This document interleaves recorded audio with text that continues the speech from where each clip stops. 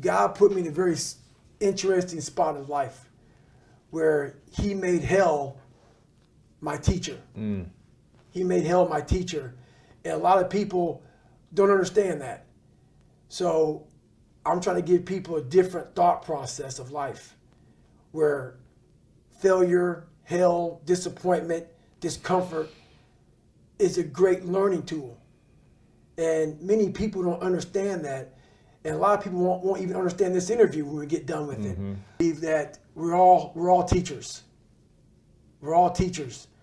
And if you don't learn something and give back like what you learned, what's the point of living? And you're wasting. Yeah, you're wasting it. You have all this knowledge of what you learned.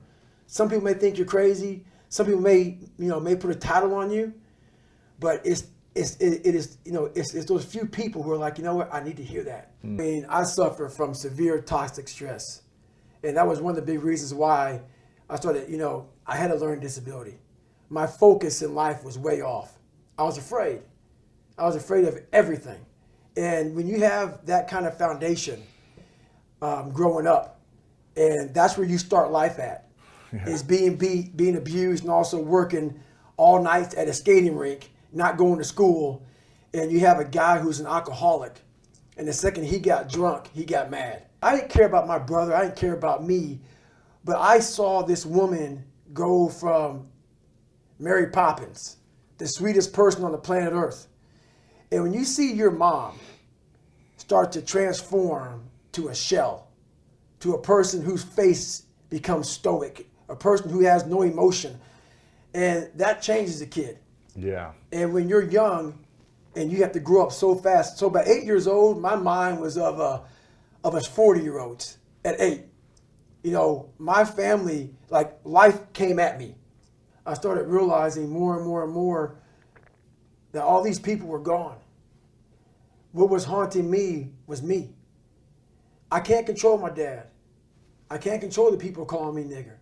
I can't control all these things, but they were things that kept me down. It started becoming my reality. My reality was what they made it out to be. And I became the most important conversation you'll ever have with your life, in your life, is when you have yourself. And my conversation was absolutely horrifying. But what I did as a young kid is I observed everybody. I wasn't really smart in the books, but I was real smart when it came to life.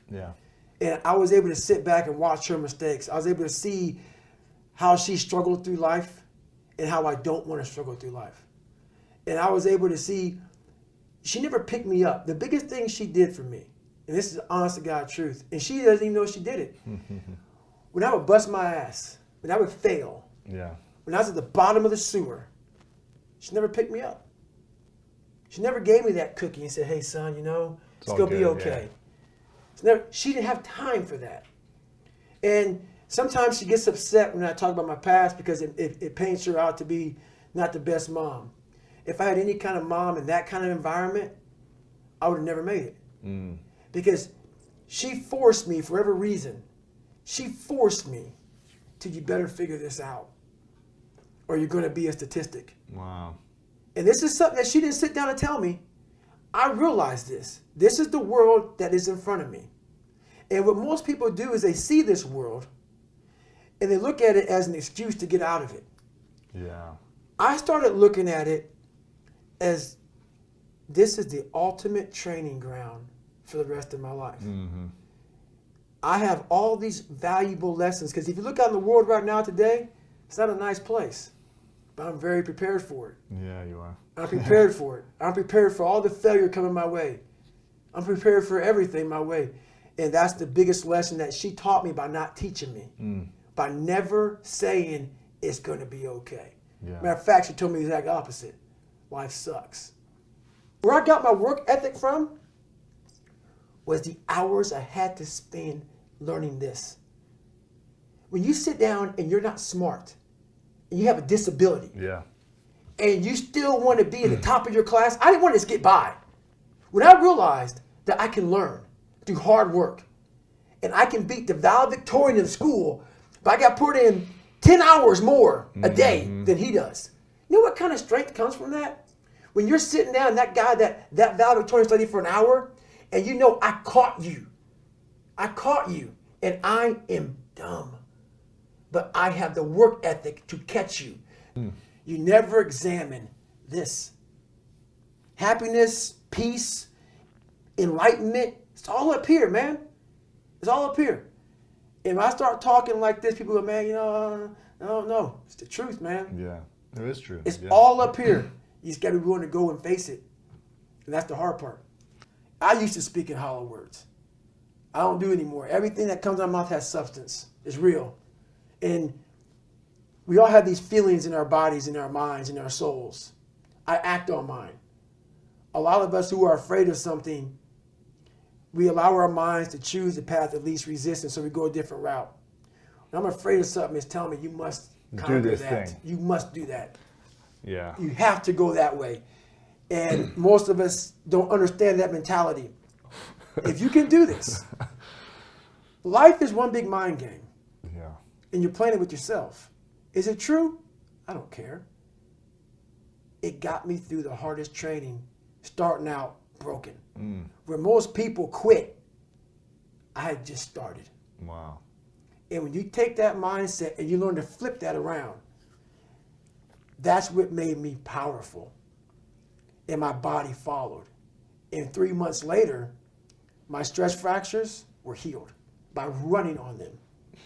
Every day of my life, I believe in quiet. There's no growth outside of quiet. The world's too noisy. Your mind needs quiet. For you to find who you are. People ask, what's my purpose? Why am I here? You're not going to find it nowadays unless you lock yourself in a quiet room in your mind and find it. It's too noisy. For me, I could be in a busy street in New York City, horns honking, and I'm walking around with like nothing. It's me and myself in a quiet spot. And when you are constantly reflecting on who you are, where you've been, the journey you've gone through, the journey you can continue going through, the feeling's always there.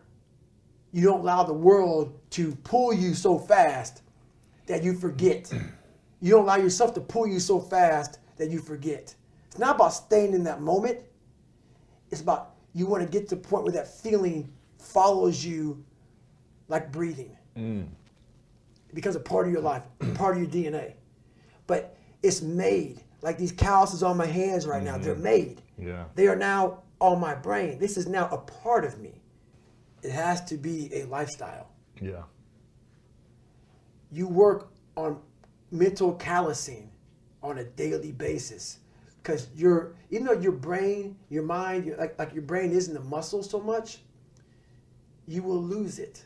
You will lose the ability to suffer in the worst of times if you come out of it for too long. If you can lift 315 pounds and you stop going to the gym for a month, I guarantee you won't be able to pick the same weight up again. All the stories I talked about today, all the things in that book, if I went and said, I'm good,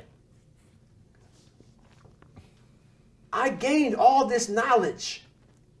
If I stop today, the knowledge is gone. Yeah. I have to go back deep to retrieve it. I don't want to go back deep to retrieve it. I want to be able to call on it now. That's why I do these things. I know what not doing them will get me. Right, right. You are your own leader. You are your own master.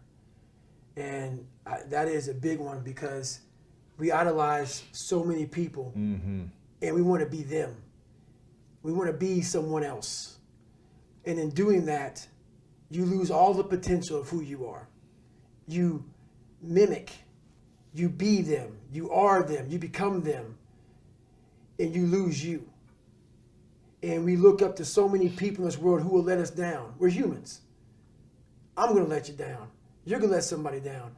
And you put them on a pedestal, you then lose time when that person comes up and lets you down. You must hold yourself accountable, and being your own hero, that's what that does.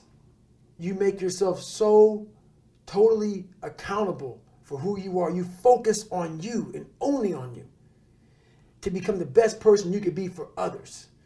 Because we leave a lot on the table not searching who we are. And then therefore, you die not knowing your greatest potential. Right. Permanent fix comes from the hard road. The hard road gives you permanent results. The easy road gives you the quick fix. You will go back to where you started on the easy route. That hard route is so permanent that it ends up callousing you everywhere. Everywhere. When you get to where you want to go in life, when you finally get there, you finally reach that point, and you're there, and you're happy as hell. Realize this. You're not there yet. When you get that feeling that you arrived, be afraid.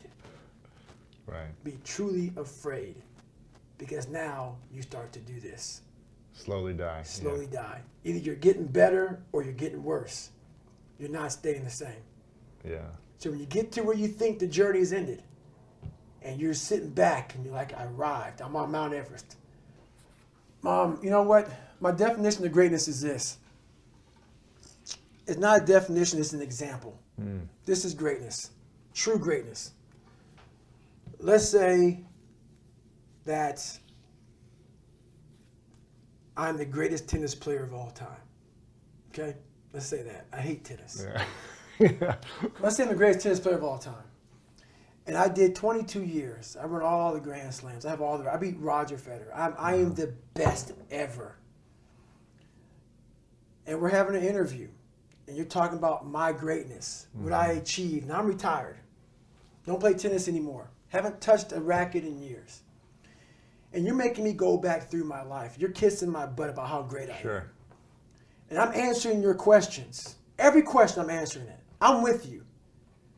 But in the back of my mind, all I'm thinking about is all the times I could have won those matches that I lost by not bringing my best mindset.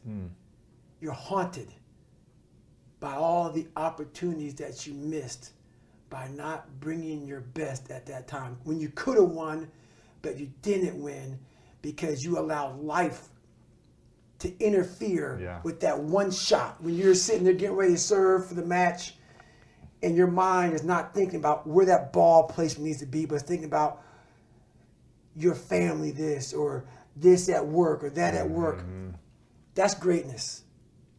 Greatness is your recall on every single shot that you missed throughout a 20-some year career. Every shot, you can go back and say, I was here. This person was in the red shirt there.